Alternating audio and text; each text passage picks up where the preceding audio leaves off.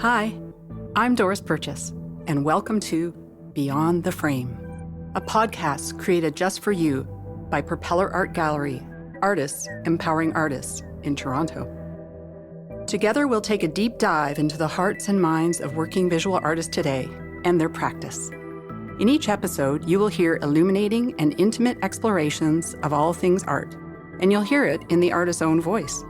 We'll talk process, inspiration, challenges, and much more. Everything you've ever wanted to know about art making or about the artists themselves happens right here. So let's sit back and have a listen, shall we? Today we welcome Nancy Newton.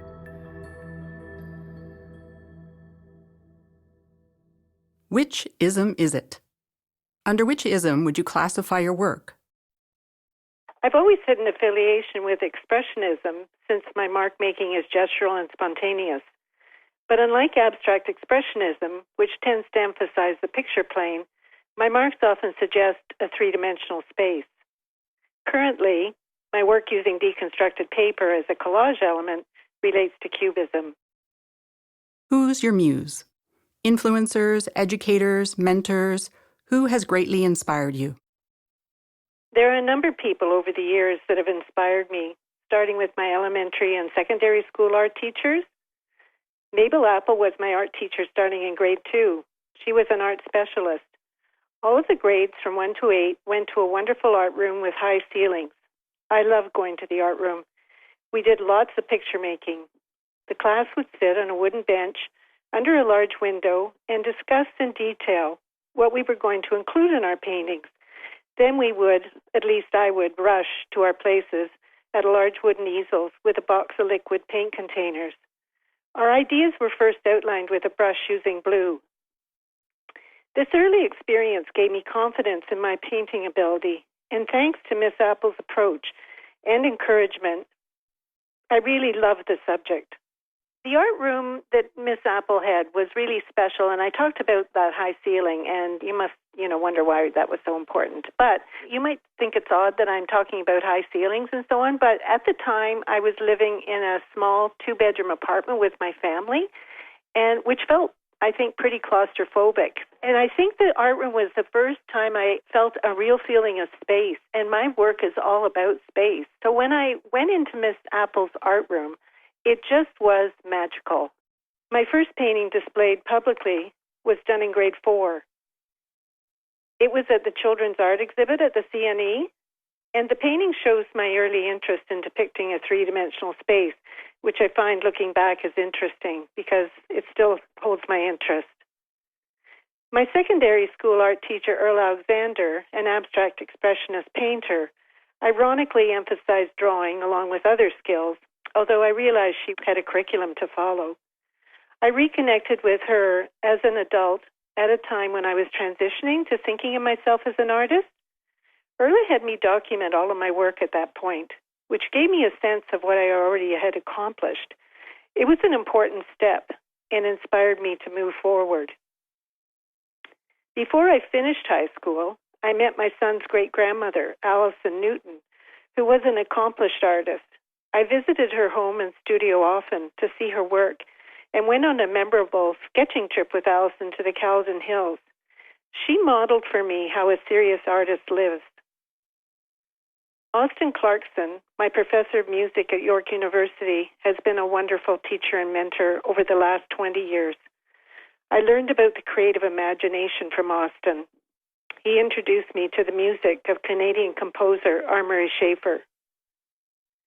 And Marianne Kokoschka, artist and professor of drawing at Colorado State University, knows my work intimately and has been a trusted mentor over the years. Materials matter.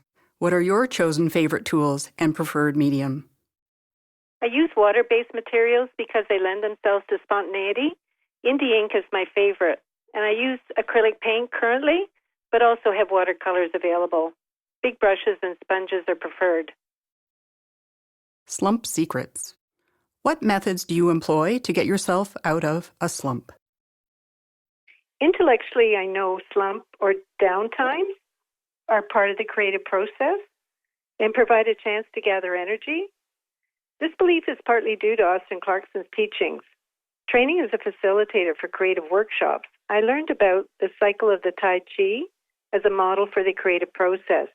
You have to be open and ready for the light and energy to appear. Although included in this process is resistance, especially at the beginning of a series, at least for me. At times I do everything else but go to the studio. Once I'm there, ideas flow, and sometimes stopping is an issue. There's no resistance when I'm working on a series, though, of unresolved work. My favorite quote from when I began my practice and before Austin's teaching was, "You don't get inspired until you begin." In the beginning. So tell me a bit about your process. Do you have a bag of tricks, lucky talismans, or habits? Where do you start? And more importantly, when do you stop?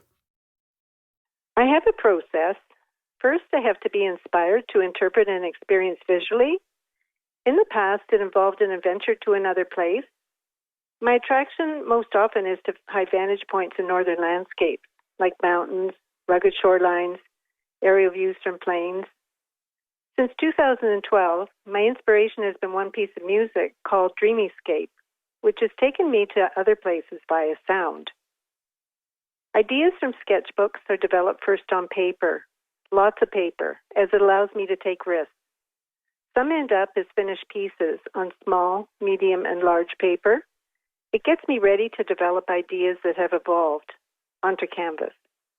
I work on many canvases at once and cycle through them, usually thin layers of paint, followed by painting out areas with the base color. Time allows me to return and look at canvases with fresh eyes. I'm always looking for a new direction, a surprise. Paintings are viewed and worked on from all directions. I'm always assessing and revising. When my visual sensibilities are satisfied, the painting's finished. Calling all emo. What do you wish people to think or feel when they contemplate your work? I would hope people would find the work interesting. It would be satisfying if they felt excited about going visually to a new place. Each time they look at the work, I would hope they would notice something they hadn't seen before. The struggle is real. Talk to me about your biggest challenges as an artist. What methods do you use to overcome these challenges? Time can be a challenge. I've been fortunate to be able to structure my life so that I have time, inspiration, energy, and support to do my work. Some paintings are very challenging to resolve, but in the end can be the most satisfying. Sometimes I ask my son to visit the studio for an objective view. Over his lifetime, he's had lots of opportunity to hone his critiquing skills. Often he confirms what I've been thinking, and other times his comments encourage me to reconsider what is not working. He certainly can spot when I've overdone it. Picture perfect. In your opinion, what constitutes a perfect piece of art? And what qualities in your own work would you signify as a perfect work?